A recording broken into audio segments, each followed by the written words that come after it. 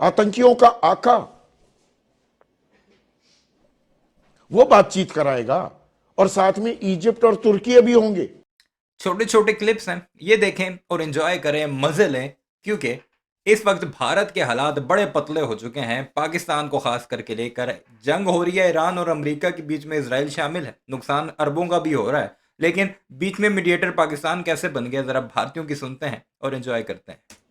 भारत का हित है कि जल्द से जल्द ये लड़ाई बंद हो। हाँ, ठीक है साहब, जल्द से जल्द बंद हो। हमको इकोनॉमिक चोट पहुंचेगी नहीं तो अच्छी खासी। अगर तेल 150-200 डॉलर प्रति बैरल चढ़ गया, जो कुछ आपने पोस्ट कोविड रिकवरी गई थी वो स्वाहा, वो गई, वो गई आग में, चूल्हे में। ठीक है साहब, तो इसलिए हमारा हित है कि जल्द से जल्द बंद हो। भारत के रिश्ते इजराइल से, ईरान से, गल्फ कंट्रीज से सबसे बेस्ट है इस वक्त। मोदी जी अगर इस वक्त अपना जोर लगाएं तो शायद हम वहां शांति ला सकते हैं, ससेशन ऑफ हॉस्टिलिटीज। अरे ट्रंप साहब को कौन रोकेगा जनरल बख्शी? ट्रंप साहब को केवल अमेरिका की जनता ही समझा सकती। दो बातें इसने की हैं। एक तो जितनी जल्दी जंग रुकेगी उतनी जल्दी भारत के हित में, यानी भारत के फायदे में। और जाहिल के बच्चे, पाकिस्तान जंग रुकवा रहा है तो तुम्हें तकलीफ क्यों हो रही है? पाकिस्तान यही काम तो कर रहा है। दूसरी बात बख्शी साहब ने यह की कि मोदी के हालात बड़े बेहतर हैं, मोदी जी को एक फोन घुमाना चाहिए या इसमें इंटरवीन करना चाहिए और जंग को रुकवाना चाहिए। कुछ दिन पहले तो तुम्हारा जयशंकर कह रहा था कि वो दलाल होते हैं जो जंग रुकवाते हैं। क्या मोदी को दलाल बनाना चाहते हो तुम? ये हालात हैं इन भारतीयों के। हालांकि ये वही जीडी बख्शी है जब पिछली दफा जून के महीने में इजराइल ने ईरान पर हमला किया था, तब ये कह रहा था कि इजराइल ह्यूमैनिटी की जंग लड़ रहा है, इंसानियत की जंग लड़ रहा है, क्योंकि ईरान में बड़ा जुल्म हो रहा है वहां के लोगों के ऊपर। और अब ये कह रहा है कि उस जंग को रुकवाना चाहिए। ट्रंप साहब को जनरल बख्शी कौन रोकेगा? इजराइल को तो ठीक है, फिर भी मना लेंगे, ईरान को भी मना लेंगे। की जनता रोकेगी। अमेरिका की जनता, और उनको नवंबर में मिड टर्म इलेक्शन जाना है।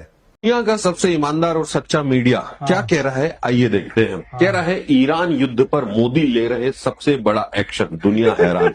यही नहीं, आगे बहुत कुछ है।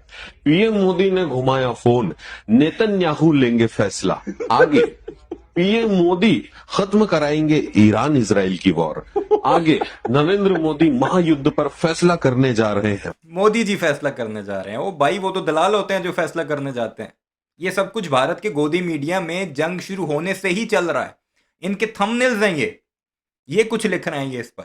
महायुद्ध पर फैसला करने जा रहे हैं, वॉर ब्रेकिंग। ईरान और इजराइल को पीएम मोदी ने कर दिया इशारा। पीएम मोदी विश्वगुरु हो चुके। मोदी ने इशारा कर दिया किसको? ईरान और इजराइल दोनों को, कि मैं जब इशारा करूंगा तो तुमने जंग रोक देनी है। ये मोदी जी हैं विश्वगुरु। ये भारत का गोदी मीडिया ही इतना उठाता है अपने विश्व गुरु को, फिर अवाम देखती रहती है कि अब ये कुछ करेगा तो तब ये कुछ करेगा, और जब कुछ होता नहीं है तो फिर या तो ये आपस में लड़ते हैं या फिर मोदी को गालियां बकते हैं। ईरान इजराइल जंग के बीच पीएम मोदी का बड़ा एक्शन। ये भारतीय मेन स्ट्रीम मीडिया है गुरु। ईरान में फटा न्यूक्लियर, मच्छी भगदड़, जंग में कूदे पुतिन जिनपिंग, ट्रंप हैरान, मोदी का प्रिंस को फोन, पाक में धमाका। पाक में धमाका। जंग के बीच पीएम मोदी ने नेतन्याहू को लगाया फोन। भारत के सामने पूरी दुनिया का सरेंडर, मोदी ने लिख दिया पाक का एंड। भारत के सामने पूरी दुनिया का सरेंडर, है ना? शंकराचार्य के काले कारनामे का वीडियो, पाक का दी एंड। अब ये जरा सिख भाई है जी, इनकी जरा सुनते हैं। ये पाकिस्तान को एक हम्बल रिक्वेस्ट कर रहे हैं, क्या कुछ कहते हैं वो सुनते हैं। हाँ जी, पाकिस्तान वाले सुनिया वे तुसी ईरान ते यूएस की लड़ाई खत्म करने का कोई मीडिएशन प्लान बनाया वे यार। ਤੁਹਾਨੂੰ ਪਹਿਲੇ ਤਾਂ ਇਹ ਸਭ ਚੀਜ਼ਾਂ ਪਬਲਿਕ ਨਹੀਂ ਕਰਨੀਆਂ ਚਾਹੀਦੀਆਂ। ਜੇ ਹੁਣ ਤੁਸੀਂ ਕਰ ਹੀ ਦਿੱਤੀਆਂ ਨੇ ਤੇ ਤੁਹਾਨੂੰ ਹੱਥ ਜੋੜ ਕੇ ਬੇਨਤੀ ਹੈ, ਜੇ ਤੁਹਾਡਾ ਪਲਾਨ ਸਕਸੈਸਫੁਲ ਹੋ ਜਾਂਦਾ ਵੇ ਤੇ ਥੋੜਾ ਜਿਹਾ ਕ੍ਰੈਡਿਟ ਸਾਡੇ ਮੋਦੀ ਜੀ ਨੂੰ ਵੀ ਦੇ ਦੇਣਾ, नहीं तो गोदी मीडिया के ढिड्डां विच ऐसी पीड़ पैनी है जो आने वाली सदियां तक खत्म नहीं होनी। इजराइल अमेरिका जंग के बीच पाकिस्तान को ईरान की ओर से बड़ा कूटनीतिक इनाम मिला है। बता दें आपको, पाक झंडे वाले 20 जहाजों को हॉर्मुज से गुजरने की मंजूरी मिल गई है। वहीं आपको बता दें ये है असल तकलीफ भारतीयों को, कि पाकिस्तान के झंडे वाली जो शिप्स हैं उन्हें क्यों गुजरने दिया जा रहा है। डेली 2 जहाज पाकिस्तान के झंडे वाले गुजरेंगे। पीएसओ का एक बड़ा शिपमेंट पहुंच चुका है आज कराची पोर्ट में, जो पेट्रोल लेकर आया, क्रूड ऑयल लेकर आया, जो यहाँ पर रिफाइन होगा और फिर पाकिस्तान के मार्केट्स में आएगा। और इंशाल्लाह हालात पाकिस्तान के ख़राब नहीं होंगे। जिस तरह लाइनें लगी हुई हैं ना भारत के अंदर, वो वाले हालात इंशाल्लाह नहीं होंगे। रोजाना 2 जहाज पार कर सकेंगे स्ट्रेट ऑफ हॉर्मुज। वहीं विदेश मंत्री इशाक डार ने ये बड़ी जानकारी दी है। फैसले को शांति की दिशा में सकारात्मक कदम उन्होंने बताया है। मालूम था कि वेस्ट एशिया में ये पवन खेरा है, भारत के अपोजिशन का लीडर, अपोजिशन रहनुमा। संकट बढ़ रहा है। हमारी 37 जहाज, 1109 सेलर्स और 10,000 करोड़ के सामान अभी फंसे हुए हैं। पिछली बार जब मैं आया तब मैंने आपको एक आंकड़ा दिया था, आज का आंकड़ा यह है। हमारा शेयर मार्केट 48 लाख करोड़ डूब चुका है शेयर मार्केट में पिछले 23 दिनों में। नुकसान सबको हो रहा है, गुलाम को छोड़ के सबको नुकसान हो रहा है। जो हम बार बार इनको कहते आए, याद दिलाते आए कि साहब आपका राजधर्म यह है कि आप निंदा करिए, आपका राजधर्म यह है कि आप शोक व्यक्त करिए, इन्होंने नहीं मानी और उसका खामियाजा आपके सामने है, भुगत रहे हैं सब। पूरे विश्व को मालूम था कि वेस्ट एशिया में संकट बढ़ रहा है, जंग कभी भी हो सकता है। आप फिर भी दौड़े दौड़े गए, क्यों गए हमें नहीं मालूम। पेगासस 2 लाने गए, पेगासस 3 लाने गए, क्या करने गए इजराइल हमें नहीं मालूम। जो दिखा वो ये था कि एक दांत आपके यूं दिख रहे थे, एक मेडल चमक रहा था, बस यही दिखा हमें।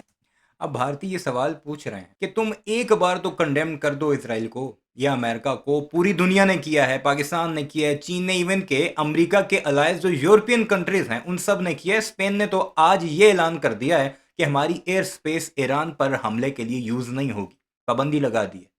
ये यूरोप के वो कंट्रीज हैं जो अमेरिका की सिक्योरिटी में रहते हैं, एलायंस हैं उसके, नेटो के कंट्रीज हैं। जबकि मोदी ने एक बार इवन के आयतुल्ला खामनाई की शहादत पर भी ट्वीट तक नहीं किया, मुजम्मत तक नहीं की उसकी। ईरान की लीडरशिप, बाकी जितनी भी अमवात हुई, एक पर भी उसने कंडेम नहीं किया। और गोदी मीडिया क्या कह रहा है कि एक फोन पापा घुमाएंगे और खत्म हो जाएगा सब कुछ। रुक कर रहा हूं ऋतुराज झा जी, अब जरा बात कर लेते हैं देश में जो इस वक्त ऊर्जा संकट को लेकर बहस चल रही है। सरकार की तरफ से बार बार बयान सामने आ रहा है, रोजाना प्रेस कॉन्फ्रेंस हो रही है और कह रहे हैं पेट्रोल डीजल की कहीं कोई कमी नहीं है। बेवजह की खबरों से और अफवाहों से लोगों में पैनिक हो रहा है। क्या आपको लग रहा है कि देश में ऐसी स्थिति हो गई है कि कल से पेट्रोल और डीजल मिलना बंद हो जाएगा? आप आम आदमी के पत्रकार के रूप में जाने जाते हैं और आप कभी बाहर निकलकर देखिए कि किस तरीके से लोग घरेलू सिलेंडर के लिए 4-4, साढ़े 4-4 हजार रुपया दे रहे हैं, तब भी नहीं मिल रहा है। इसके अलावा अगर रेडी पटरी वाले, ठेला वाला, जहां भी आप जाएंगे तो आपको लगेगा कि सब बंद करने पर मजबूर हैं। होटल वाले, रेस्टोरेंट वाले, ढाबे वाले, किसी को भी जो है सो गैस सिलेंडर नहीं मिल रहा है। मैं खुद अभी पिछले हफ्ते हिमाचल प्रदेश में था, वहां पर होटल वाले कमरे तो दे रहे हैं, लेकिन पहले कह रहे हैं कि भाई खाना नहीं है क्योंकि हमारा किचन बंद है, क्योंकि गैस सिलेंडर नहीं मिल रहा है। तो आप खोजेंगे तो जाकर कोई लकड़ी के चूल्हा पर कोई आपको दाल रोटी वगैरह बना करके दे देगा। तो सवाल ये है कि जो वास्तविक स्थिति है उसको जानने की जो है सो जरूरत होनी चाहिए। केवल हवाई बात नहीं करनी चाहिए। आज किस पेट्रोल पंप पे जो है सो लाइन नहीं है? आप पेट्रोल पंप पे जाएंगे तो रात के 2 घंटे के लिए तेल मिलता है। हर जगह पर में स्थिति खराब है। घरेलू गैस सिलेंडर नहीं मिल रहा है। सारे के सारे रेस्टोरेंट्स, ढाबे और सबके सब बंद हो गए।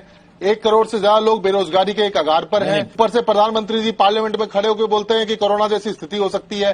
सारे प्रवासी लोग असमंजस की स्थिति में है, क्या फिर से जो है सो सब लोग जो है अपने गांव की तरफ जाएंगे? तो आप लोगों ने पैनिक क्रिएट कर रखा है, स्थिति खराब कर रखी है। रही बात है जेवर एयरपोर्ट की, ठीक है, अच्छी बात है, एयरपोर्ट बनना चाहिए, इसी के लिए लोग सरकार चुनते हैं।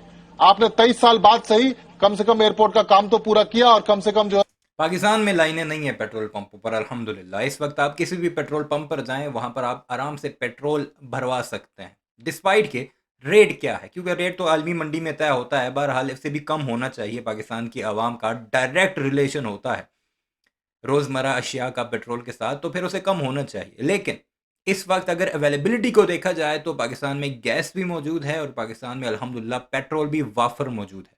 तो इसलिए भारत जो अपने आप को विश्व गुरु कहता था, उससे हमसे कुछ सीखना चाहिए। सारे मामले पर बहुत सारी वीडियोस मैंने आपको दिखाई, रिलेट करती हैं भारत की उस तकलीफ को जो से पाकिस्तान के साथ है, पाकिस्तान के जो डिप्लोमेटिक फैसले हैं उसके साथ। इस सारे मामले पर क्या राय रखते हैं आप कमेंट सेक्शन में ज़रूर बताइएगा। चैनल को सब्सक्राइब नहीं किया तो ऐसी वीडियोस के लिए उसे भी ज़रूर सब्सक्राइब कीजिएगा।